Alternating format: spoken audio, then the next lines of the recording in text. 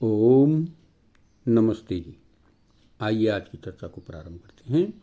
ऋग्वेद के 10वें मंडल के 53वें सूक्त का 6वां मंत्र।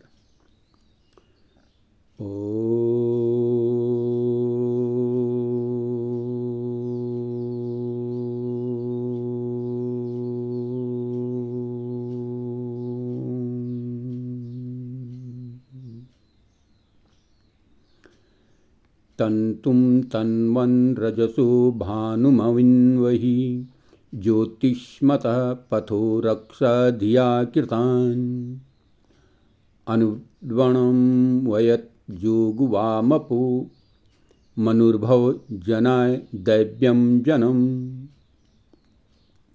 हे मनुष्य, जीवन के ताने बाने को तनते बुनते हुए तो आकाश के सूर्य का अनुसरण कर, बुद्धि द्वारा बनाए गए प्रकाशमान रास्तों की रक्षा कर, उपासकों के कर्मों को आगे बढ़ा, मनुष्य बन और दिव्य गुण कर्म स्वभाव वाली संतान को उत्पन्न कर। तो बड़ी ही सुंदर इस मंत्र में चर्चा आई है कि हम उत्तम संतानों का निर्माण करें और प्रत्येक मनुष्य एक तंतु वायु के समान है। जैसे जुलाहा धागे को लेकर ताना और बाना बुनते हैं और कपड़े को तैयार करता है, वैसे ही मनुष्य की प्रवृत्तियों और संस्कारों से जीवन रूपी वस्त्र को तैयार करता है। मनुष्य भी इसी प्रकार से अपने जीवन के वस्त्रों को तैयार करता है। जिस प्रकार से कहा, उदाहरण दिया गया, जिस प्रकार से जुलाहा अपने ताने और बाने को बुनकर के वस्त्र तैयार करता है, ठीक इसी प्रकार से मनुष्य अपनी सत प्रवृत्तियों के संयोग से अपने जीवन रूपी वस्त्र को तैयार करता है। मनुष्य जो भी कर्म करता है उसका सूक्ष्म रूप प्रभाव उसके मन पर अंकित हो जाता है। ये सूक्ष्म प्रभाव संस्कार और प्रवृत्ति की संज्ञा धारण करते हैं। इन्हीं संस्कारों और प्रवृत्तियों के वशीभूत होकर के मनुष्य फिर कर्म करता है। मनुष्य जो भी काम करता है वो उसके सूक्ष्म मन पर अंकित हो जाते हैं और उन मन पर अंकित होने के प्रभाव से वो फिर क्या है, उसी प्रकार का कर्म करता है। मनुष्य जीवन में यह चक्र इसी प्रकार चलता रहता है, निरंतर चलता रहता है। मनुष्य के जैसे संस्कार होंगे, जैसी प्रवृत्तियां होंगी, वैसा ही वस्त्र तैयार किया जाएगा, वैसा ही शरीर को प्राप्त होता है। यदि मनुष्य अच्छी प्रवृत्तियों के साथ है और अच्छे संस्कारों को लेकर चलता है तो जीवन रूपी वस्त्र स्वच्छ, निर्मल और पवित्र बनेगा, अच्छा बनेगा। और यदि बुरी प्रवृत्तियों और बुरे संस्कारों को लेकर चलता है तो जीवन रूपी वस्त्र भी बुरा ही बनेगा, गंदा ही बनेगा, अपवित्र बनेगा। तो इसलिए इस मंत्र में बहुत सुंदर चर्चा की गई है कि तू अपने ताने बाने को बुनता हुआ, जीवन रूपी ताने बाने को बुनता हुआ,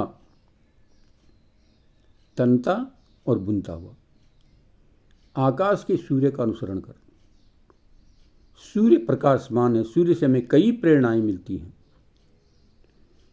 सूर्य जब उदय होता है तो तिमिर अंधकार को जो है खत्म कर देता है, प्रकाशमान हो जाता है। रात्रि के अंधकार में अनेकों प्रकाश भी जो है सूर्य का वो मुकाबला नहीं कर सकते। करोड़ों प्रकाश जलाए जाते हैं लेकिन वो भी सूर्य का मुकाबला नहीं कर सकते।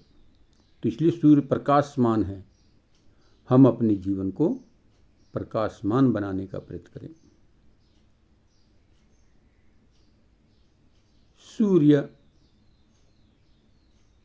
बुराइयों का शोषण कर लेता है, गंदगी का शोषण कर लेता है, उसको सुखा करके शुद्ध और पवित्र कर लेता है, तो हम भी अपनी बुराइयों का शोषण करते हुए, खत्म करते हुए, बुराइयों को भून डालते हुए, जिस प्रकार से सूर्य के प्रकाश से बुराइयां नष्ट हो जाती हैं, ऐसे ही हम भी अपने जीवन से बुराइयों को नष्ट करते हुए जीवन को उज्जवलमय बनाएं। सूर्य समय का परिचायक है, हम भी अपने जीवन को समय के साथ जोड़ने का प्रयत्न करें, समय अनुसार अपने कार्यों को आगे बढ़ाएं। तो इस प्रकार से जब हम करते हैं तो ये मनुष्य के जीवन पर निर्भर करता है कि मनुष्य सत्प्रवृत्तियों को लेकर के चलता है या दुष्प्रवृत्तियों को। तो ठीक उसी प्रकार का वस्तु उसका तैयार हो जाता है। तो इसलिए हमें अच्छे विचारों की ओर, अच्छे रास्तों की ओर चलना चाहिए। वेद फिर कहता है, उद्यानम ते पुरुषम नायवानम। हे मनुष्य, तुझे जीवन में ऊंचा उठना है, नीचे नहीं गिरना है। इसलिए जिस प्रकार सूर्य उठ करके संस्कार को प्रकाशित कर देता है, वैसे ही मनुष्य को भी चाहिए कि स्वयं प्रकाशित होकर के दूसरों को प्रकाशित करने का प्रयत्न करे। ये सूर्य की पहली शिक्षा है। सूर्य की दूसरी शिक्षा है कि जो व्यक्ति दूसरों को पथ प्रदर्शन द्वारा, सत प्रेरणा द्वारा और ज्ञान प्रदान द्वारा प्रकाशित करता है, वही सच्चा मनुष्य है। जिस प्रकार से सूर्य जो है सबको प्रकाशित कर देता है। सूर्य प्राणियों को जीवन शक्ति प्रदान करता है। जो व्यक्ति दूसरों को शक्ति प्रदान करता है, वही मानवता का प्रतीक है, वही मानव कहलाने के लायक है। सूर्य समय पालक का सूचक है। हम भी अपने समय रूपी अमूल्य जीवन को जो है, धन को नष्ट न करें, बल्कि समय का सदुपयोग करें। बहुत सारे होते हैं जो दिन भर जो है गप मारते रहते हैं, ताश खेलते रहते हैं और समय को इसी प्रकार से जो है खत्म कर देते हैं। बातों बातों में, बातों ही बातों में बीती रे उमरिया। इस प्रकार से जो व्यक्ति अपने जीवन को खत्म कर देता है, उसका जीवन जो है फिर खत्म ही हो जाता है। तो इसलिए इस मंत्र में विशेष प्रकार से चर्चा की गई है कि मनुष्य अपने सुंदर ताने बाने को बुनता हुआ, सूर्य का अनुसरण करते हुए, सूर्य से अपनी प्रेरणा को, सूर्य से प्रेरणा लेते हुए अपने जीवन को पहले स्वयं उन्नत बनाए और फिर संसार में दिव्य उत्तम गुण कर्म स्वभाव वाली संतानों का निर्माण करें। तो देखो यहाँ पर निर्माण की बात आई है। संतान का निर्माण करना माता पिता के ऊपर निर्भर होता है। माता पिता जैसा चाहें वैसी संतान का आह्वान कर सकते हैं, वैसी जीवात्मा को अपने गृह में, अपने में प्रवेश करा सकते हैं जैसा वो चाहते हैं। तो इसलिए इसके लिए तैयारी करनी होती है, मेहनत करना होता है, परिश्रम करना होता है। तो हम अपने जीवन को उज्जवलमय बनाने के लिए इस प्रकार से दिव्य संतानों का निर्माण करें।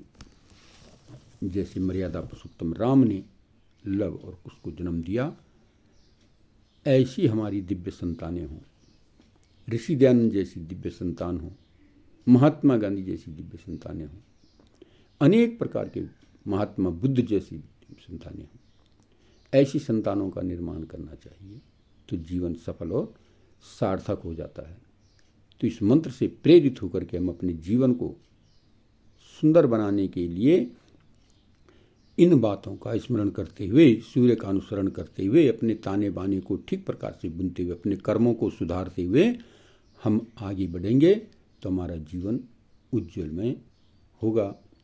जो मनुष्य जीवन हमें मिला है, ये पुनः पुनः प्राप्त होगा और एक समय ऐसा आएगा कि हम मोक्ष के मार्ग के अधिकारी बन जाएंगे। तो आइए इस मंत्र से प्रेरित होकर के हम अपने जीवन को सफल और श्रेष्ठ और साकार करने का प्रयत्न करें। आइए आज की चर्चा को यहीं पर विरमित करते हैं। ओम